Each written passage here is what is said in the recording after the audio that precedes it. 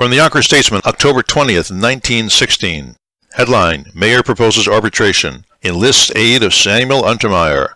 The mayor is energetically continuing his efforts to effect a practical settlement of the trolley strike prior to the stated meeting of the Common Council next Monday night, when it is expected that the ordinance for the repeal of the 15-day ordinance, introduced by Alderman Davis at the previous meeting, will come up for action.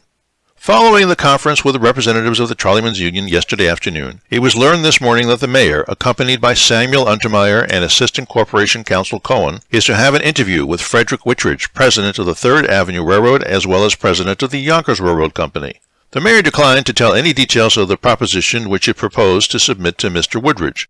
It was intimated in other sources, however, that the mayor, who has obtained the backing, it is said, of some of the big financial men in the 3rd Avenue system, whose affiliations are with Tammany Hall, is again endeavoring to bring about an arbitration project similar to the one suggested by himself earlier in the strike. This scheme provides for the appointment of a representative of the company and the union and the choice of a neutral. At that time, both the company and the union turned the proposition down. If this project is now accepted by the men and the company, the employees would return to work pending a decision of the arbitration board. Considerable pressure is being brought to bear on the different aldermen for and against the repeal ordinance.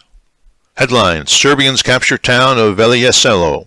Bulgarians said to have been routed after heavy losses. Disturbed conditions in Greece. Headline, Poor become poorer. If you are a maker of munitions, you may laugh at the high cost of living. If you are one of the masses, a toiler, you have the right to grow indignant over that administration of your own government that points with pride to the war prosperity of the millionaires, but ignores a resultant condition that makes the poor poorer in spite of higher wages.